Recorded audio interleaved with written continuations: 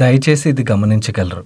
Good evening money persons, welcome to daily money show number 1118. ఈరోజు daily money షోలో చాలా important updates and results ఉన్నాయి, అన్నీ కూడా వన్ బై వన్ డిస్కస్ చేసుకుందాం. దానికన్నా ముందు మన వర్కౌట్స్ విషయంకి వచ్చేసరికి మీ అందరికీ ఐడియా ఉండే ఉంటుంది, సాటర్డే రోజు కర్నూల్లో అనేది టెడ్ టాక్ అయితే జరిగింది. సో దానికి most of the team members అయితే వెళ్ళి అటెండ్ అయ్యాం. సో సాటర్డే ఎర్లీ మార్నింగ్ బయలుదేరి నైట్ వచ్చేసరికి కొంచెం లేట్ అయిపోయేసరికి బాగా టైర్డ్ అనిపించింది. సో సండే రోజు నేనైతే ఏం వర్కౌట్స్ చేయలేదు. మీరేం వర్కౌట్స్ చేశారు కింద కామెంట్ సెక్షన్లో అయితే కామెంట్ చేయండి. ఇంకా డైలీ మనిషిలో ఉన్నటువంటి అప్డేట్స్ అన్ని వన్ బై వన్ క్విక్గా డిస్కస్ చేసేద్దాం. ముందుగా మార్కెట్ అప్డేట్ చూసినట్లయితే ఈ రోజు సెషన్లో సెన్సెక్స్ 418 పాయింట్స్ పెరిగి 81,018 పాయింట్స్కి క్లోజ్ అయినట్లయితే నిఫ్టీ 157 పాయింట్స్ పెరిగి 24,722 పాయింట్స్కి క్లోజ్ అయింది. అండ్ ఈ రోజు సెషన్లో మిడ్ క్యాప్ ఇండెక్స్ 1.24% పెరిగినట్లయితే స్మాల్ క్యాప్ ఇండెక్స్ 0.94% పెరిగింది. అండ్ బ్యాంక్ నిఫ్టీ ఆల్మోస్ట్ ఫ్లాట్గా క్లోజ్ అయింది. యాక్చువల్లీ ఈ రోజు మార్నింగ్ నుంచి చూసినట్లయితే మన మార్కెట్లోని పాజిటివ్ మూమెంటం అయితే కంటిన్యూ అయింది. మన మార్కెట్లోనే అంటే డొనాల్డ్ ట్రంప్ మన పైన 25% టారిఫ్స్ విధించిన తర్వాత కూడా మార్కెట్ లో మీరు చూసినట్లయితే పెద్దగా రియాక్షన్స్ అయితే కనపడట్లేదు. దానికి ఒకటి రీజన్, ఇండియా అండ్ యుఎస్ మధ్యన ట్రేడ్ టాక్స్ అయితే నడుస్తూనే ఉన్నాయి. ఇప్పుడు 6th రౌండ్ ఆఫ్ డిస్కషన్స్ అయితే జరుగుతున్నట్లుగా వేరియస్ మీడియా ప్లాట్ఫామ్స్ కూడా రిపోర్ట్ చేస్తున్నాయి. అండ్ దీంతో పాటుగా మన ఎకానమీ రిలేటెడ్ గా మాట్లాడుకోవాలంటే లాస్ట్ వీక్ లోనే ఐఎంఎఫ్ వాళ్ళు ఏం షేర్ చేశారు, మన ఇండియన్ జీడిపి వాళ్ళు ప్రీవియస్ గా ఏదైతే ప్రెడిక్ట్ చేశారో ఆ ప్రెడిక్షన్ కన్నా కూడా బాగానే గ్రో అవ్వచ్చు. కొన్ని ఇష్యూస్ ఉన్నాయంటే ఇప్పుడు యుఎస్ తో ఇష్యూస్ ఏవైతే ఉన్నాయో ఆ ఇష్యూస్ ఉన్నా కూడా మన జీడిపిలో స్ట్రాంగ్ గ్రోత్ చూడొచ్చు అని చెప్పి వాళ్ళ ఎస్టిమేషన్స్ రిలీజ్ చేశారు. అండ్ దాని తర్వాత రీసెంట్ గా డొనాల్డ్ ట్రంప్ మన పైన ఈ 25% టారిఫ్స్ ని విధించిన తర్వాత ఎస్బీఐ రీసెర్చ్ వాళ్ళ దగ్గర నుంచి ఒక ఇంట్రెస్టింగ్ డేటా అయితే రిలీజ్ అయింది. ఈ ఎస్బీఐ రీసెర్చ్ వాళ్ళు ఏం షేర్ చేస్తున్నారంటే యుఎస్ మన పైన విధించినటువంటి ఈ టారిఫ్స్ వలన మన ఇండియా పడేటువంటి ఇబ్బంది కన్నా కూడా యుఎస్ పడేటువంటి ఇబ్బంది ఎక్కువగా ఉంటుంది. ఎందుకంటే ఈ టారిఫ్స్ పెంచడం వల్ల అల్టిమేట్లీ ఏమవుతుంది, మన ఇండియా నుంచి ఏవైతే ప్రొడక్ట్స్ యుఎస్ కి వెళ్తాయో ఆ ప్రొడక్ట్ కాస్ట్ అనేది భయంకరంగా పెరిగిపోద్ది. ఎస్పెషల్లీ మనం చూసినట్లయితే ప్రొడక్ట్ కాస్ట్ పెరిగిపోయింది అనుకోండి, కొన్ని సెక్టర్లలోని మన దగ్గర నుంచి కన్నా వేరే కంట్రీస్ నుంచి కొనుక్కోవడానికి అక్కడ ఉన్నటువంటి కంపెనీస్ వస్తాయి. బట్ కొన్ని ప్రొడక్ట్స్ లైక్ ఫార్మా కావచ్చు అండ్ రిమైనింగ్ మరికొన్ని ప్రొడక్ట్స్ మాత్రం మన ఇండియా దగ్గర నుంచి ఖచ్చితంగా కొనుక్కోవాలి. ఫార్మా అవ్వచ్చు, ఎలక్ట్రానిక్స్ అవ్వచ్చు, ఇటువంటి ప్రొడక్ట్స్ అయితే మన ఇండియా దగ్గర నుంచి వాళ్ళు ఖచ్చితంగా కొనుక్కుంటారు. అండ్ ఎలక్ట్రానిక్స్ కి అయితే ఆల్రెడీ మినహాయింపు ఇవ్వడం జరిగింది. కానీ ఒకవేళ ఎలక్ట్రానిక్స్ పైన కూడా ఈ టారిఫ్స్ విధించినట్లయితే ఏమవుతుంది, వాటి యొక్క కాస్ట్ అల్టిమేట్లీ పెరిగిపోద్ది కదా. సో కాస్ట్ పెరిగిపోయింది అనుకోండి, ఆ భారం ఎవరి మీద పడుతుంది, యుఎస్ సిటిజన్స్ మీదే పడుతుంది కదా. సో దానివల్ల యుఎస్ఏ ఎక్కువగా నష్టపోద్ది. ఎందుకంటే యుఎస్ సిటిజన్స్ మీద ఈ కాస్ట్ పెరిగిపోయిందంటే యుఎస్ లో ఇన్ఫ్లేషన్ అనేది పెరుగుతుంది కాబట్టి యుఎస్ కే దీని యొక్క నష్టం, కానీ ఇండియా మీద మేజర్ ఇంపాక్ట్ అయితే పడుతుంది. ఎందుకంటే మన ఓవరాల్ జీడిపిలో చూసినట్లయితే మనకి యుఎస్ నుంచి వస్తున్నటువంటి కంట్రిబ్యూషన్ అంటే యుఎస్ కి ఎక్స్పోర్ట్స్ ద్వారా వస్తున్నటువంటి కంట్రిబ్యూషన్ చాలా తక్కువగానే ఉన్నది కాబట్టి మన మీద ఆ ఇంపాక్ట్ ఎక్కువగా ఉండదని చెప్పేసి వీళ్ళ రీసెర్చ్ లో కూడా క్లారిఫై చేయడం జరిగింది. యాక్చువల్లీ డొనాల్డ్ ట్రంప్ మన పైన ఈ టారిఫ్స్ విధించినప్పుడే దీని గురించి మనం ఆల్రెడీ డీటెయిల్ గా మాట్లాడుకున్నాం కూడా. సో ఇటువంటి పాజిటివ్ థింగ్స్ తో పాటుగా క్రూడ్ ప్రైస్లు కూడా కంట్రోల్లో ఉండడం మన ఇండియన్ ఎకానమీ రిలేటెడ్ గా పాజిటివ్ సైన్ కింద కనపడుతున్నది. అండ్ డొనాల్డ్ ట్రంప్ ఏదో 25% ఇప్పుడు టారిఫ్స్ అనౌన్స్ చేసేసినా కూడా వన్స్ ట్రేడ్ డీల్ జరిగిన తర్వాత ఆయన ఆబ్వియస్లీ వాటిని కొంచెం తగ్గించేటువంటి అవకాశాలు కూడా ఉన్నాయి. ఆయన ప్రీవియస్ గా చాలా స్టేట్మెంట్స్ చేశారు, వాటిని వెనక్కి తీసుకున్నటువంటి సందర్భాలు కూడా ఉన్నాయి. ఇప్పుడు ఈ సిచ్యువేషన్ లో కూడా ఇలాగే జరుగుతుందని చెప్పి మార్కెట్ కి అవగాహన రావడంతోనే మనం మార్కెట్ లోని పాజిటివ్ మూమెంట్ అన్నది కనపడుతుంది. ఎప్పుడైనా మార్కెట్ కి ఏదైనా సర్ప్రైజ్ ఈవెంట్ జరిగింది అనుకోండి, ఆ సర్ప్రైజ్ ఈవెంట్ కి మార్కెట్ రియాక్ట్ అవుతుంది తప్ప ఒకే ఈవెంట్ మల్టిపుల్ టైమ్స్ జరుగుతున్నట్లయితే దాన్ని మార్కెట్ ఇగ్నోర్ చేసేస్తుంది. ఇప్పుడు ఈ టారిఫ్స్ విషయంలో కూడా అదే జరుగుతున్నట్టుగా మనం క్లియర్ గా అర్థం చేసుకోవచ్చు. అండ్ దీంతో పాటుగా మనం రష్యా నుంచి క్రూడ్ ఆయిల్ కొంటున్నాం కదా, దాని రిలేటెడ్ గా డొనాల్డ్ ట్రంప్ చాలా మల్టిపుల్ ట్వీట్స్ చేశారు కదా లాస్ట్ వీక్ లోని. స్టిల్ డొనాల్డ్ ట్రంప్ దగ్గర నుంచి ఆ ప్రెషర్ వస్తున్నా కూడా మన Indian government Indian oil refineries అయితే రష్యన్ ఆయిల్ కొనొద్దని చెప్పి ఎటువంటి ఇన్స్ట్రక్షన్స్ కూడా పాస్ చేయలేదు. అండ్ దీని రిలేటెడ్ గా దీన్ని ఆపివేయాలని చెప్పి గవర్నమెంట్ ఇప్పటి వరకు ఏ డిసిషన్ తీసుకోలేదని చెప్పి మీడియా ప్లాట్ఫామ్స్ రిపోర్ట్ చేస్తున్నాయి. రష్యా నుంచి జనరల్లీ మనకి క్రూడ్ చాలా తక్కువ దొరుకుతుంది కదా. సో తక్కువ దొరుకుతుంటే రష్యా నుంచి కొనుక్కోకుండా వేరే కంట్రీకి కంప్లీట్ గా షిఫ్ట్ అవ్వాలని చెప్పి ఇండియా ఎందుకు చూస్తుంది, చూడదు కదా. సో అందుకనే మన ఇండియా అయితే ఇప్పటి వరకు దాని రిలేటెడ్ గా ఎటువంటి డిసిషన్ తీసుకోలేనట్లుగా వీళ్ళైతే షేర్ చేస్తున్నారు. ఓవరాల్ గా చూసుకున్నట్లయితే ఇలాంటి పాజిటివ్ న్యూస్ లన్నీ ఏవైతే సర్క్యులేట్ అవుతున్నాయో దాంతోనే మన మార్కెట్ లోని పాజిటివ్ మూమెంటం అన్నది బిల్డ్ అయింది. అండ్ మన మార్కెట్ రిలేటెడ్ గా ఒక ఇంపార్టెంట్ ఈవెంట్ కూడా ఈ వీక్ లో ఉన్నది. ఈ రోజు నుంచి RBI monetary policy committee meeting అయితే స్టార్ట్ అయింది. ఈ మీటింగ్ యొక్క అవుట్కమ్ వెడ్నెస్డే రోజు మన మార్కెట్ టైంలోనే వస్తుంది. రీసెంట్ గా ఆర్బీఐ వాళ్ళ స్టేటస్ అయితే చేంజ్ చేసుకున్నది కదా, దాని తర్వాత ఈసారి ఆర్బీఐ దగ్గర నుంచి రేట్ కట్ అయితే ఉండకపోవచ్చు అని చెప్పి కొంతమంది ఎక్స్పెక్ట్ చేస్తున్నట్లయితే కొంతమంది రేట్ కట్ ఉండొచ్చు అని చెప్పి ఎక్స్పెక్ట్ చేస్తున్నారు. సో ఇప్పటి వరకు ఆర్బీఐ కంటిన్యూస్ గా 100 బేసిస్ పాయింట్స్ వరకు రేట్ కట్ చేసింది కదా, సో ఈసారి ఆర్బీఐ రేట్ కట్ చేస్తుందా లేదా అన్నది మనం చూడాలి. దీంతో పాటు ఆర్బీఐ దగ్గర నుంచి ఇన్ఫ్లేషన్ అండ్ మన గ్రోత్ రిలేటెడ్ గా ఎటువంటి స్టేట్మెంట్స్ వస్తాయి అండ్ ఇప్పుడు ట్రంప్ టారిఫ్స్ రిలేటెడ్ గా కూడా ఆర్బీఐ గవర్నర్ దగ్గర నుంచి ఎటువంటి రెస్పాన్స్ వస్తుంది అన్నది మనకి వెడ్నెస్డే రోజు ఒక క్లారిటీ వస్తుంది. డైలీ మార్కెట్ లో వచ్చేటువంటి ఇటువంటి ఇంపార్టెంట్ ఇన్ఫర్మేషన్ ని మీతో డీటెయిల్ గా షేర్ చేయడానికి మన మనీ పర్స్ టీమ్ ఏవైతే ఎఫర్ట్స్ పెడుతుందో ఆ ఎఫర్ట్స్ కనుక మీకు హెల్ప్ఫుల్ అయినట్లయితే మన వీడియోని మర్చిపోకుండా లైక్ చేయడానికి ప్రయత్నించండి. అండ్ అలాగే మీరు ఇదే ఫస్ట్ టైం మన మనీ పర్స్ ఛానల్కి వచ్చినట్లయితే మా నుంచి వచ్చేటువంటి ఇంట్రెస్టింగ్ వీడియోస్ రెగ్యులర్ గా ఫాలో అవడానికి మన ఛానల్ ని సబ్స్క్రైబ్ చేసుకుంటూ పక్కనున్న బెల్ ఐకాన్ లోని ఆల్ నోటిఫికేషన్స్ యాక్టివేట్ చేసుకోండి. Next axis mutual fund related గా వీకెండ్ లోని చాలా ఇంపార్టెంట్ న్యూస్ అయితే వచ్చింది. ఈ యాక్సిస్ మ్యూచువల్ ఫండ్ లోని ఫార్మర్ ఫండ్ మేనేజర్, అంటే ఈయన ఆల్రెడీ యాక్సిస్ మ్యూచువల్ ఫండ్ వదిలేశారు. ఈయన పేరు వీరేష్ జోషి. ఆ టైంలో ఈయన వేరే స్టాక్స్ లోని ఫ్రంట్ రన్నింగ్ చేశారని చెప్పి ఆరోపణలు వచ్చాయి. దాని తర్వాత ఈయన యాక్సిస్ మ్యూచువల్ ఫండ్ ని కూడా వదిలేసి వెళ్ళిపోవడం జరిగింది. ఇప్పుడు ఈయన గురించి మనం ఎందుకు మాట్లాడుకుంటున్నాం అంటే, ఈ యాక్సిస్ మ్యూచువల్ ఫండ్ లో జరిగినటువంటి ఫ్రంట్ రన్నింగ్ కేసులోని వీరేష్ జోషి గారిని ఎన్ఫోర్స్మెంట్ డైరెక్టరేట్ వాళ్ళు అరెస్ట్ చేసినట్లుగా అప్డేట్స్ అయితే వస్తున్నాయి. సో ఇతన్ని అరెస్ట్ చేయగానే యాక్సిస్ మ్యూచువల్ ఫండ్ నుంచి కూడా దాని రిలేటెడ్ గా ఇన్ఫర్మేషన్ అయితే వాళ్ళు అడుగుతారు కదా, అంటే ఆ టైంలోని యాక్సిస్ మ్యూచువల్ ఫండ్ లో ఈయన చేసినటువంటి తప్పులు ఏవైతే ఉంటాయో వాటి రిలేటెడ్ గా వీళ్ళని ఇన్ఫర్మేషన్ అయితే తీసుకుంటారు కదా. సో దాంతో యాక్సిస్ మ్యూచువల్ ఫండ్ వాళ్ళు మీడియాకి క్లారిఫికేషన్ ని రిలీజ్ చేస్తూ ఆయన్ని అరెస్ట్ చేయడం వల్ల ఏఎంసీ పైన అయితే ఎటువంటి ఇంపాక్ట్ లేదు, వీళ్ళ ఆపరేషన్స్ అన్ని కూడా యథావిధిగా నడుస్తున్నాయని చెప్పి వీళ్ళు క్లారిఫికేషన్ అయితే ఇవ్వడం జరిగింది. యాక్చువల్లీ ఈ జరిగినటువంటి ఇష్యూ ఏదైతే ఉన్నదో అది ఇప్పటిది కాదు, ఆల్మోస్ట్ కొంచెం పాత ఇష్యూయే. సో ఇప్పుడు ఒకవేళ యాక్సిస్ మ్యూచువల్ ఫండ్ కి చెందినటువంటి వేరియస్ ఫండ్స్ లో ఇన్వెస్ట్ చేస్తున్న వాళ్ళు ఈ న్యూస్ విన్న తర్వాత కొంచెం కంగారు పడచ్చు కదా, అంటే మేము ఇన్వెస్ట్మెంట్ సేఫ్ అయినా కాదా, నువ్వు యాక్సిస్ మ్యూచువల్ ఫండ్ లోని ఇటువంటి ఫ్రంట్ రన్నింగ్ కేసు జరిగింది కదా, సో మా మ్యూచువల్ ఫండ్ ఇన్వెస్ట్మెంట్స్ కంటిన్యూ చేయొచ్చా లేదా అని చెప్పి ఒక డౌట్ ఉంటుంది కదా. దాని రిలేటెడ్ గా మనం ఏం భయపడవసరం లేదు, ఎందుకంటే ఈ ఫ్రంట్ రన్నింగ్ కేసు చాలా పాతది అండ్ దాని రిలేటెడ్ గా ఇష్యూని యాక్సిస్ మ్యూచువల్ ఫండ్ వాళ్ళు కొంతవరకు సార్ట్అవుట్ చేసుకున్నారు కూడా. సో ఆ ఇష్యూని వీళ్ళు సార్ట్అవుట్ చేసుకున్నారు కాబట్టి ఇప్పుడు ఫ్రెష్ గా ఎవరైతే యాక్సిస్ మ్యూచువల్ ఫండ్స్ లో ఇన్వెస్ట్ చేస్తున్నారో లేదా పాత ఇన్వెస్ట్మెంట్స్ ని కంటిన్యూ చేస్తున్నారో వాళ్ళ ఓల్డ్ ఫండ్స్ లోని ఈ ఇష్యూ రిలేటెడ్ గా భయపడాల్సినటువంటి పని అయితే లేదు. నెక్స్ట్ మన ఇండియా మొత్తంలోని ఇప్పుడు చూసినట్లయితే అన్నిటికన్నా కాస్ట్ ఏది ఎక్కువ? ఒకటి ఎడ్యుకేషన్, రెండు హెల్త్ కేర్. ఈ రెండిటి కాస్ట్ రోజు రోజుకి పెరిగిపోతూ వెళ్ళిపోతుంది కదా.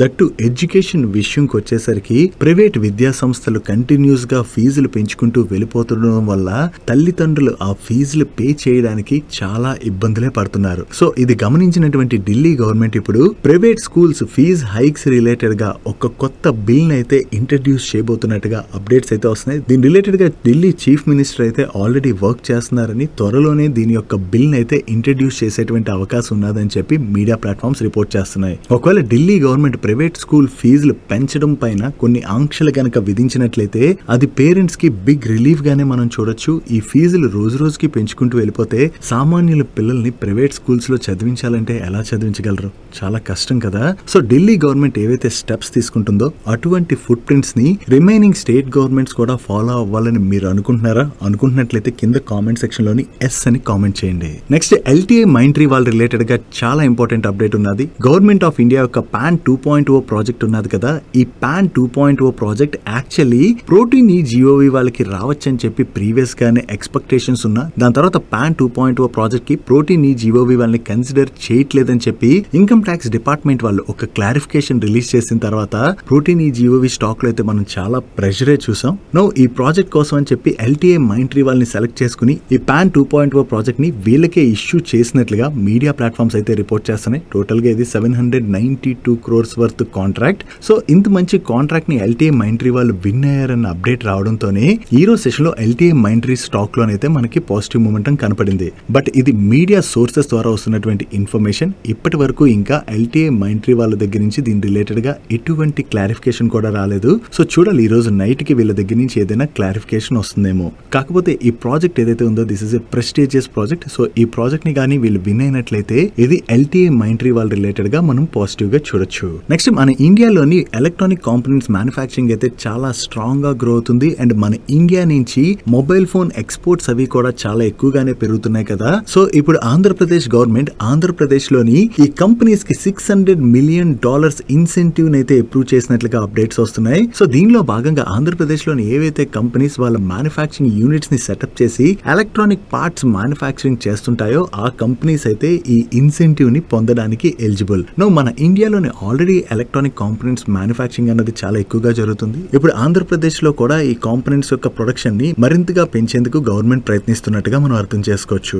గవర్నమెంట్ దగ్గర నుంచి ఈ ఇన్సెంటివ్ అనౌన్స్మెంట్ ఏదైతే వచ్చిందో ఇది electronic components manufacturers like Dixon technologies కావచ్చు, అంబర్ ఎంటర్ప్రైజెస్ కావచ్చు, ఇంకా వేరియస్ ఈఎంఎస్ కంపెనీస్ ఉన్నాయి కదా, ఆ కంపెనీస్ అన్నిటికీ కూడా ఇది మనం పాజిటివ్ గా చూడొచ్చు. ఆల్రెడీ డిక్సన్ తో పాటుగా వేరియస్ అదర్ ఈఎంఎస్ కంపెనీస్ కి ఆంధ్రప్రదేశ్ లోని మ్యానుఫ్యాక్చరింగ్ యూనిట్స్ కూడా ఉన్నాయి కాబట్టి ఈ కంపెనీస్ కి ఈ స్కీమ్ లో భాగంగా ఇన్సెంటివ్ రావచ్చు కాబట్టి ఈ కంపెనీస్ రిలేటెడ్ గా ఇది మనం పాజిటివ్ గా చూడొచ్చు. నెక్స్ట్ ఈ రోజు అదానీ గ్రూప్ రిలేటెడ్ గా మార్కెట్ లోని ఒక రూమర్ అయితే సర్క్యులేట్ అయింది. అదానీ గ్రూప్ వాళ్ళు చైనీస్ ఎలక్ట్రిక్ వెహికల్ మ్యానుఫ్యాక్చర్ అయినటువంటి BYD వాళ్ళు ఉన్నారు కదా, ఈ BYD వాళ్ళతోని పార్ట్నర్ అయ్యి మన ఇండియాలోని బ్యాటరీ మ్యానుఫ్యాక్చరింగ్ రిలేటెడ్ గా ఈ రెండు కంపెనీస్ కలిపి వర్క్ చేయబోతున్నట్లుగా ఈ రోజు సెషన్ లో వేరియస్ మీడియా ప్లాట్ఫామ్స్ అయితే రిపోర్ట్ చేయడం జరిగింది. ఆల్రెడీ అదానీ గ్రూప్ వాళ్ళు మన ఇండియాలోని గ్రీన్ ఎనర్జీ సైడ్ అయితే చాలా స్ట్రాంగ్ గా ఫోకస్ చేస్తున్నారు. దాని గురించి మనందరికీ ఐడియా ఉన్నది కదా. ఇప్పుడు BYD తో కలిపి ఈ బ్యాటరీ మ్యానుఫ్యాక్చరింగ్ కూడా మన ఇండియాలో చేయడం ద్వారా వీళ్ళ గ్రీన్ ఎనర్జీ బిజినెస్ అయితే ఎక్స్పాండ్ చేసుకోవడానికి చూస్తున్నట్లుగా మీడియా ప్లాట్ఫామ్స్ రిపోర్ట్ చేశాయి. సో ఈ న్యూస్ బాగా సర్క్యులేట్ అవడంతో దాని తర్వాత అదానీ గ్రూప్ వాళ్ళు కూడా దీనికి క్లారిఫికేషన్ ని రిలీజ్ చేశారు.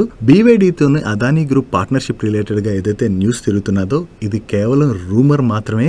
వీళ్ళు BYD తోని కొలాబరేషన్ రిలేటెడ్ గా ఎటువంటి డిస్కషన్స్ లో కూడా లేవని చెప్పి వీళ్ళు క్లారిఫికేషన్ ని రిలీజ్ చేయడం జరిగింది. సో వీళ్ళ దగ్గర నుంచి క్లారిఫికేషన్ వచ్చేసింది కాబట్టి ఈ న్యూస్ కరెక్ట్ కాదని చెప్పి మనం గుర్తుపెట్టుకోవాలి. నెక్స్ట్ ఈ వీకెండ్ లోని చైనా వేరియస్ క్రిప్టో కరెన్సీస్ ని బ్యాన్ చేసినట్లుగా వేరియస్ మీడియా ప్లాట్ఫామ్స్ అయితే రిపోర్ట్ చేశాయి. మీడియా ప్లాట్ఫామ్స్ దగ్గర నుంచి ఈ న్యూస్ రావడంతో సోషల్ మీడియాలో ఈ న్యూస్ కూడా బాగా సర్క్యులేట్ అయింది. కాకపోతే చైనా ఈ క్రిప్టో కరెన్సీస్ ని బ్యాన్ చేసినట్లుగా ఎటువంటి ఎవిడెన్స్ కూడా లేదంటే చైనీస్ గవర్నమెంట్ దగ్గర నుంచి ఎటువంటి అఫీషియల్ అనౌన్స్మెంట్ కూడా ఇప్పటి వరకు రాలేదు. చూడాలి చైనీస్ గవర్నమెంట్ దగ్గర నుంచి దీని రిలేటెడ్ గా ఏదైనా అనౌన్స్మెంట్ వస్తుందేమో. కాకపోతే ఇప్పుడే కాదు, ప్రీవియస్ గా కూడా multiple times China crypto currencies ని బ్యాన్ చేసినట్లుగా న్యూస్ వచ్చినా కూడా చైనా దగ్గర నుంచి అటువంటి స్టెప్స్ అయితే కనపడలేదు.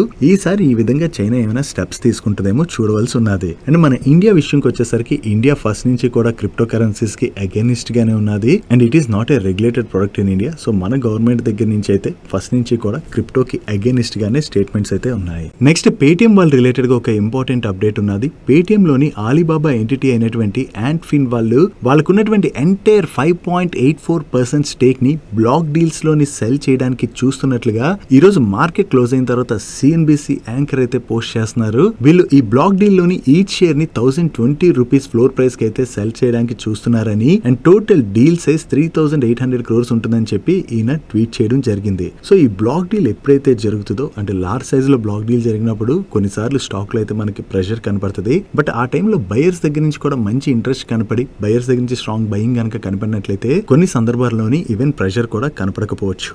నెక్స్ట్ యాక్సెస్ కేట్స్ వాళ్ళ సబ్సిడరీ కంపెనీ అయినటువంటి Axiscades aerospace and technologies private limited వాళ్ళతోని ఇండియన్ ఆర్మీ ఒక కాంట్రాక్ట్ అయితే సైన్ చేయడం జరిగింది. ఈ కాంట్రాక్ట్ లో భాగంగా వీళ్ళు ఇండియన్ ఆర్మీ వాళ్ళ కోసం 212 number of 50 ton tank transporter trailers ని 2 years పీరియడ్ లోని సప్లై చేయవలసి ఉన్నది. అండ్ ఈ contract value approximately 224 crores. So వీళ్ళు కొత్తగా ఏదైతే ఈ కాంట్రాక్ట్ విన్నారో ఇది యాక్సెస్ కేట్స్ వాళ్ళ రిలేటెడ్ గా మనం పాజిటివ్ గా చూడొచ్చు. నెక్స్ట్ ఎయిర్టెల్ వాళ్ళు వాళ్ళ టెలికో గ్రేడ్ క్లౌడ్ ప్లాట్ఫామ్ అయినటువంటి ఎయిర్టెల్ క్లౌడ్ ని లాంచ్ చేసినట్టుగా అనౌన్స్ చేస్తున్నారు. ఈ ఎయిర్టెల్ క్లౌడ్ ని ఎయిర్టెల్ కోసం అని చెప్పి మన ఇండియాలోని యూజ్ చేయడం ద్వారా వీళ్ళు పర్ మినిట్ 140 crore ట్రాన్సాక్షన్స్ వరకు హ్యాండిల్ చేయొచ్చని, దీని ద్వారా వీళ్ళ బిజినెస్ డిజిటల్ ట్రాన్స్ఫర్మేషన్ ని ఫర్దర్ గా కూడా యాక్సెలరేట్ చేయొచ్చు అని చెప్పి ఎయిర్టెల్ వాళ్ళు షేర్ చేస్తున్నారు. నెక్స్ట్ స్వాన్ డిఫెన్స్ వాళ్ళు యుఎస్ కి చెందినటువంటి వారెక్స్ ఇమేజింగ్ కార్పొరేషన్ వాళ్ళతోని ఒక అగ్రిమెంట్ లోకి ఎంటర్ అవడం జరిగింది. ఈ వారెక్స్ ఇమేజింగ్ కార్పొరేషన్ అనేటువంటి company linear accelerators and imaging టెక్నాలజీలోనే గ్లోబల్ లీడర్. నో వీళ్ళతో సైన్ చేసినటువంటి ఈ అగ్రిమెంట్ లో భాగంగా ఈ వారెక్స్ యొక్క హై ఎనర్జీ ఇమేజింగ్ సిస్టమ్స్ ఏవైతే ఉన్నాయో వాటిని గుజరాత్ పిపావ్ లోని Swan Defence and Heavy Industries వాళ్ళు మ్యానుఫ్యాక్చర్ చేయబోతున్నట్లుగా వీళ్ళు షేర్ చేస్తున్నారు. Next AU Small Finance Bank వాళ్ళు ఎస్బీఐ లైఫ్ ఇన్సూరెన్స్ వాళ్ళతోని కొలాబరేట్ అయ్యారు. ఈ కొలాబరేషన్ లో భాగంగా ఎస్బీఐ లైఫ్ ఇన్సూరెన్స్ వాళ్ళకి చెందినటువంటి వేరియస్ ప్రొడక్ట్స్ ఉంటాయి కదా, ఆ ప్రొడక్ట్స్ ని ఏయూ స్మాల్ ఫైనాన్స్ బ్యాంక్ యొక్క కస్టమర్స్ కి అయితే వీళ్ళు సెల్ చేయబోతున్నట్టుగా షేర్ చేస్తున్నారు. సో ఓవరాల్ గా ఈ కొలాబరేషన్ ద్వారా both AU Small Finance bank and అలాగే ఎస్బీఐ లైఫ్ కూడా బెనిఫిట్ పొందనున్నాయి. ఒకటి ఎక్కువ ఇన్సూరెన్స్ ప్రొడక్ట్స్ ని సేల్ చేస్తారనుకోండి, దాని ద్వారా ఏయూ స్మాల్ ఫైనాన్స్ బ్యాంక్ కి కమిషన్ వస్తుంది కాబట్టి అది ఏయూ స్మాల్ ఫైనాన్స్ బ్యాంక్ కి పాజిటివ్. అండ్ దీని ద్వారా SBI లైఫ్ ఇన్సూరెన్స్ యొక్క ప్రొడక్ట్స్ కూడా కొంచెం ఎక్కువగానే సెల్ అవ్వచ్చు కాబట్టి అది SBI లైఫ్ వాళ్ళ రిలేటెడ్ గా కూడా మనం పాజిటివ్ గా చూడొచ్చు. నెక్స్ట్ ఎక్స్ప్లోజివ్స్ మ్యానుఫ్యాక్చర్ చేసేటువంటి ప్రీమియర్ ఎక్స్ప్లోజివ్స్ వాళ్ళు ఒక ఎక్స్పోర్ట్ ఆర్డర్ ని విన్ అయినట్టుగా వీళ్ళు షేర్ చేస్తున్నారు. ఈ order value approximately 190 crores and ఈ ఆర్డర్ లో భాగంగా వీళ్ళు 2 years పీరియడ్ కి గాను కస్టమర్ కోసం అని చెప్పి డిఫెన్స్ ఎక్స్ప్లోజివ్స్ ని మ్యానుఫ్యాక్చర్ చేసి సప్లై చేయవలసి ఉన్నది. నెక్స్ట్ నైవ్ వాళ్ళు వాళ్ళ డిఫెన్స్ సెగ్మెంట్ లోని మేజర్ ఆర్డర్ ని విన్ అయినట్టుగా అప్డేట్ చేస్తున్నారు. వీళ్ళకి ఆర్డర్ ఇజ్రాయెల్ కి చెందినటువంటి డిఫెన్స్ టెక్నాలజీ కంపెనీ అయినటువంటి ఎల్బిట్ సిస్టమ్స్ వాళ్ళ దగ్గర నుంచి వచ్చినటువంటి ఆర్డర్ అండ్ ఈ ఆర్డర్ లో భాగంగా వీళ్ళు 70 mm class air to surface rockets ని మ్యానుఫ్యాక్చర్ చేసి సప్లై చేయబోతున్నట్టుగా షేర్ చేస్తున్నారు. ఈ కాంట్రాక్ట్ వాల్యూ ఎంత అన్నది వీళ్ళు మెన్షన్ చేయలేదు కానీ వీళ్ళు మేజర్ ఆర్డర్ అంటున్నారు కాబట్టి ఇది నైవ్ వాల్ రిలేటెడ్ గా మనం పాజిటివ్ గా చూడొచ్చు. నెక్స్ట్ L&T వాళ్ళు రెన్యూబుల్ ఎనర్జీ బిజినెస్ లోని సిగ్నిఫికెంట్ ఆర్డర్ విన్ అయినట్టుగా షేర్ చేస్తున్నారు. ఈ ఆర్డర్ వీళ్ళకి 116 megawatt AC solar photovoltaic plant development related గా వచ్చినటువంటి ఆర్డర్ అండ్ ఈ plant 241 megawatt battery energy storage system తోని ఇంటిగ్రేట్ అయి ఉంటుందని చెప్పి వీళ్ళు షేర్ చేస్తున్నారు. అండ్ వీళ్ళకి వచ్చినటువంటి ఈ ఆర్డర్ సిగ్నిఫికెంట్ ఆర్డర్ అంటున్నారంటే ఈ order value 1000 crores to 2500 crores in between ఉంటుంది. నెక్స్ట్ JSW స్టీల్ వాళ్ళ దగ్గర నుంచి కెపాసిటీ ఎక్స్పాన్షన్ రిలేటెడ్ ఒక అనౌన్స్మెంట్ వచ్చింది. వీళ్ళు జపనీస్ పార్ట్నర్ అయినటువంటి JFE స్టీల్ కార్పొరేషన్ వాళ్ళతో కలిపి మన ఇండియాలోని grain oriented electrical steel capacities అయితే పెంచబోతున్నట్లుగా అండ్ దీని యొక్క కెపాసిటీని పర్ యానం 350,000 tons కి అయితే తీసుకువెళ్ళడానికి అని చెప్పి చూస్తున్నట్టుగా వీళ్ళు షేర్ చేస్తున్నారు. ఈ ఎక్స్పాన్షన్ కి గాను ఈ రెండు కంపెనీస్ కలిపి టోటల్ గా 5,845 crores అయితే ఇన్వెస్ట్ చేయనున్నాయి. ఈ కెపాసిటీ ఎక్స్పాన్షన్ లోని కీ హైలైట్స్ ని మీరు ఇక్కడ స్క్రీన్ పై చూడొచ్చు. సో ఈ క్యాపెక్స్ ఏదైతే చేయబోతున్నారో దాని ద్వారా పెరుగుతున్నటువంటి డిమాండ్ అయితే వీళ్ళు క్యాటర్ చేసేటువంటి అవకాశం ఉన్నది కాబట్టి ఇది JSW స్టీల్ వాళ్ళ రిలేటెడ్ గా పాజిటివ్. దాంతోనే ఈ రోజు సెషన్ లో స్టాక్ కూడా పాజిటివ్ గా రియాక్ట్ అయింది. డైలీ మార్కెట్ లో వచ్చేటువంటి ఇటువంటి ఇంపార్టెంట్ అప్డేట్స్ ని మీతో డీటెయిల్ గా షేర్ చేయడానికి మన మనీపర్స్ టీమ్ ఏవైతే ఎఫర్ట్స్ పెడుతుందో ఆ ఎఫర్ట్స్ కనుక మీకు హెల్ప్ఫుల్ అవుతున్నట్లయితే మన వీడియోను మర్చిపోకుండా లైక్ చేయడానికి ప్రయత్నించండి. నెక్స్ట్ టిటెగ్రా రైల్ సిస్టమ్స్ వాళ్ళ రిలేటెడ్ గా చాలా ఇంపార్టెంట్ అప్డేట్ ఉన్నది. వీళ్ళు MMRDA కండక్ట్ చేసినటువంటి టెండర్ ఏదైతే ఉన్నదో ఆ టెండర్ లోని వీళ్ళకి సబ్ కాంట్రాక్టర్ కింద NCC లిమిటెడ్ దగ్గర నుంచి అయితే ఆర్డర్ వచ్చింది. ఈ ఆర్డర్ వాల్యూ 1500 crores పైన. ఈ ఆర్డర్ లో భాగంగా వీళ్ళు ముంబై మెట్రో రైల్ ప్రాజెక్ట్ ఉన్నది కదా, ఈ ప్రాజెక్ట్ లైన్ 6 లోని రోలింగ్ స్టాక్ డిజైన్ కమిషన్ ఇటువంటి వర్క్స్ అయితే చేయవలసి ఉన్నది. సో వీళ్ళకి కొత్తగా ఏదైతే ఈ కాంట్రాక్ట్ వచ్చిందో ఇది టిటెగ్రా రైల్ సిస్టమ్స్ వాళ్ళ రిలేటెడ్ గా మనం పాజిటివ్ గా చూడొచ్చు. నెక్స్ట్ దిలీప్ బిల్డ్కాన్ వాళ్ళ joint venture company Gurgaon metro rail limited వాళ్ళు ఫ్లోట్ చేసినటువంటి టెండర్లో పార్టిసిపేట్ చేసి L1 బిడ్డర్గా సెలెక్ట్ అవ్వడం జరిగింది. దీనిలో భాగంగా ఈ మెట్రోలోని 27 స్టేషన్స్ రిలేటెడ్గా వీళ్ళు వేరియస్ వర్క్స్ అయితే చేయవలసి ఉన్నది. అండ్ ఈ contract value approximately 1500 crores and ఈ కాంట్రాక్ట్ వీళ్ళు 30 months లోని ఎగ్జిక్యూట్ చేయవలసి ఉన్నది. నెక్స్ట్ CG పవర్ వాళ్ళు మధ్యప్రదేశ్లోని వాళ్ళ కొత్త ట్రాన్స్ఫార్మర్ ప్లాంట్ ఏదైతే సెటప్ చేయాలనుకున్నారో ఆ ప్లాంట్ సెటప్ చేయాలంటే వీళ్ళకి ల్యాండ్ అయితే కావాలి కదా. సో ఈ ల్యాండ్ కోసం అని చెప్పి వీళ్ళు గవర్నమెంట్ దగ్గర ప్రీవియస్ గానే అప్లికేషన్ అయితే పెట్టుకోవడం జరిగింది. ఫైనల్లీ ఇప్పుడు ల్యాండ్ అలాట్మెంట్ రిలేటెడ్ గా గవర్నమెంట్ దగ్గర నుంచి వీళ్ళకి అప్రూవల్ కూడా వచ్చేసింది. టోటల్ గా 45 acres ల్యాండ్ ని మధ్యప్రదేశ్ గవర్నమెంట్ వీళ్ళకి 99 years కి గాను లీజ్ కి ఇవ్వడం జరిగింది. సో ఈ ల్యాండ్ వీళ్ళకి లీజ్ కి వస్తుంది కాబట్టి దీనిలోని వీళ్ళ కొత్త ట్రాన్స్ఫార్మర్ ప్లాంట్ సెటప్ చేస్తారు కదా. సో దీని ద్వారా మార్కెట్ లో ఏదైతే డిమాండ్ పెరుగుతున్నది ఈ ట్రాన్స్ఫార్మర్స్ రిలేటెడ్ గా ఆ డిమాండ్ అయితే వీళ్ళు క్యాటర్ చేసే అవకాశం ఉన్నది కాబట్టి ఇది CG పవర్ వాళ్ళ రిలేటెడ్ గా మనం పాజిటివ్ గా చూడొచ్చు.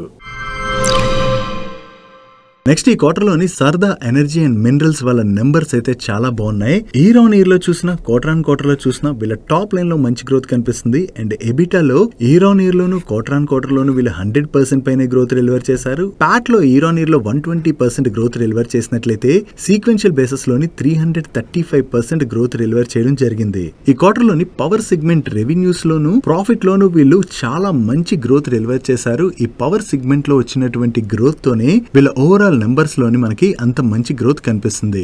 ఓవరాల్ గా ఈ క్వార్టర్ వీళ్ళ నెంబర్స్ చాలా బాగుండటంతోనే ఈ రోజు సెషన్ లోని స్టాక్ చాలా పాజిటివ్ గా రియాక్ట్ అయింది. నెక్స్ట్ ITC వాళ్ళ నెంబర్స్ కూడా వచ్చాయి. లాస్ట్ ఇయర్ సేమ్ క్వార్టర్ తో కంపేర్ చేస్తే ఈ క్వార్టర్ లో వీళ్ళ గ్రాస్ రెవెన్యూస్ లో 19.6% గ్రోత్ డెలివర్ చేసినట్లయితే ఎబిటాలో 4.2% గ్రోత్ డెలివర్ చేశారు. అండ్ ప్యాట్ లోని 4.9% గ్రోత్ డెలివర్ చేయడం జరిగింది. Coming to segment wise performance ఈ క్వార్టర్ లోని వీళ్ళ FMCG సిగరెట్ బిజినెస్ రెవెన్యూస్ లోని చాలా మంచి గ్రోత్ డెలివర్ చేశారు. And FMCG FMCG other revenues లో కూడా మంచి గ్రోత్ కనిపిస్తుంది. అండ్ వీళ్ళ అగ్రి బిజినెస్ రెవెన్యూస్ లో కూడా ఇయర్ ఆన్ ఇయర్ లో 38.9% గ్రోత్ డెలివర్ చేయడం జరిగింది. Even paper boards, paper and packing segment revenues లో కూడా ఈ క్వార్టర్ లో డీసెంట్ గ్రోత్ డెలివర్ చేశారు. అదే ప్రాఫిట్స్ విషయంకి వచ్చేసరికి వీళ్ళ agri business profits loan, cigarette business profits loan year on year లో మంచి గ్రోత్ డెలివర్ చేసిన FMCG others profits loan, paper boards, paper and packing segment profits loan drop కనిపిస్తుంది. Overall గా ITC వాళ్ళ నెంబర్స్ అయితే ఈ క్వార్టర్ లో డీసెంట్ గానే ఉన్నాయి. Next coming to Shakti pumps numbers, వీళ్ళ నెంబర్స్ ని మనం ఇయర్ ఆన్ ఇయర్ బేసిస్ లోనే కంపేర్ చేయాలి. ఎందుకంటే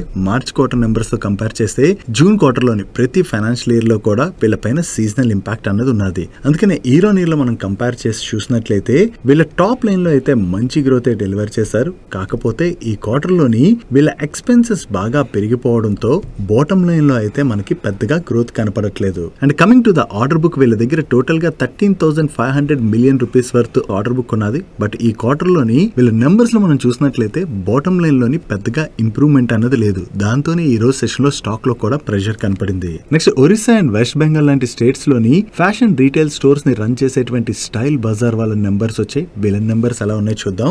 ఇయర్ ఆన్ ఇయర్ లోని వీళ్ళ ఆపరేటింగ్ రెవెన్యూలో 37% గ్రోత్ డెలివర్ చేసినట్లయితే ఎబిటాలో 39% గ్రోత్ డెలివర్ చేశారు. And last year same quarter లో వీళ్ళు లాస్ జనరేట్ చేసినట్లయితే ఈ క్వార్టర్ లోని 2.1 crores ప్రాఫిట్ జనరేట్ చేయడం జరిగింది. And last year same quarter తో కంపేర్ చేస్తే ఈ క్వార్టర్ లోని వీళ్ళ స్టోర్ కౌంట్ ని అయితే బాగా పెంచుకున్నారు. ఆల్మోస్ట్ 40% గ్రోత్ డెలివర్ చేయడం జరిగింది. అండ్ ఇయర్ ఆన్ ఇయర్ లో వీళ్ళ నెంబర్ ఆఫ్ బిల్స్ లోను, వీళ్ళు సెల్ చేసినటువంటి క్వాంటిటీలో కూడా మంచి ఇంప్రూవ్మెంట్ కనిపిస్తుంది. బట్ యావరేజ్ ట్రాన్సాక్షన్ వాల్యూ మాత్రం తగ్గింది. ఓవరాల్ గా చూసుకుంటే ఈ క్వార్టర్ లో స్టైల్ బజార్ వాళ్ళ బిజినెస్ మెట్రిక్స్ అండ్ నెంబర్స్ కూడా బాగున్నాయి. దీంతోనే స్టాక్ పాజిటివ్ గా రియాక్ట్ అయింది.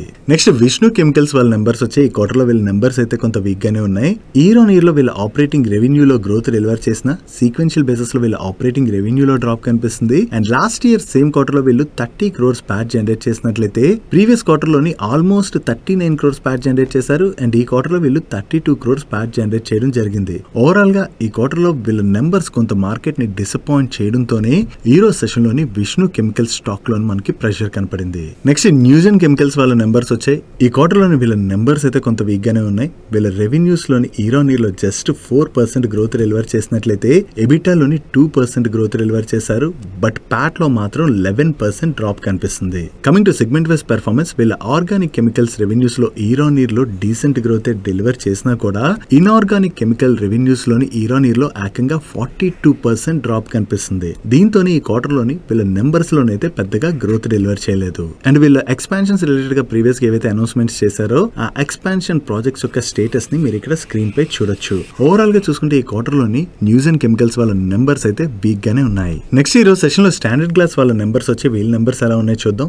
ఇయర్ ఆన్ ఇయర్ లో వీళ్ళ టోటల్ ఇన్కమ్ లో 23.6% గ్రోత్ డెలివర్ చేసినట్లయితే ఎబిటాలో 31.9% గ్రోత్ డెలివర్ చేశారు. అండ్ ప్యాట్ లోని 37.6% గ్రోత్ డెలివర్ చేయడం జరిగింది. ఈవెన్ ప్రీవియస్ క్వార్టర్ తో కంపేర్ చేసిన ఈ క్వార్టర్ వీళ్ళ ఆపరేటింగ్ రెవెన్యూలో మంచి గ్రోత్ డెలివర్ చేశారు. అండ్ ప్రీవియస్ క్వార్టర్ లోని వీళ్ళు 16 crores ప్యాట్ జనరేట్ చేసినట్లయితే ఈ క్వార్టర్ లోని 21 crores ప్యాట్ జనరేట్ చేయడం జరిగింది. ఓవరాల్ గా చూసుకుంటే ఈ క్వార్టర్ లోని స్టాండర్డ్ గ్లాస్ వాళ్ళ నెంబర్స్ అయితే బాగున్నాయి. నెక్స్ట్ సుమిటోమో కెమికల్స్ వాళ్ళ నెంబర్స్ వచ్చాయి. ఈ క్వార్టర్ లో వీళ్ళ నెంబర్స్ అయితే డీసెంట్ గానే ఉన్నాయి. వీళ్ళ ఆపరేటింగ్ రెవెన్యూలో ఇయర్ ఆన్ ఇయర్ లో 26% గ్రోత్ డెలివర్ చేసినట్లయితే సీక్వెన్షియల్ బేసిస్ లో 56% గ్రోత్ డెలివర్ చేయడం జరిగింది. అండ్ ఆపరేటింగ్ ఎబిటాలో కూడా ఇయర్ ఆన్ ఇయర్ లో చూసిన సీక్వెన్షియల్ బేసిస్ లో చూసిన మంచి గ్రోత్ డెలివర్ చేశారు. అండ్ ఈ క్వార్టర్ లో వీళ్ళ ఎబిటా మార్జిన్స్ లో కూడా మంచి ఇంప్రూవ్మెంట్ కనిపిస్తుంది. And coming to the profit, year on year లో వీళ్ళ ప్రాఫిట్ లో 41% గ్రోత్ డెలివర్ చేసినట్లయితే సీక్వెన్షియల్ బేసిస్ లో 78% గ్రోత్ డెలివర్ చేశారు. అండ్ ఈ క్వార్టర్ లో వీళ్ళ ప్రాఫిట్ మార్జిన్స్ లో కూడా మంచి ఇంప్రూవ్మెంట్ కనిపిస్తుంది. అండ్ వీళ్ళ న్యూ కెపాసిటీ ప్లాన్స్ ని మీరు ఇక్కడ స్క్రీన్ పై చూడొచ్చు.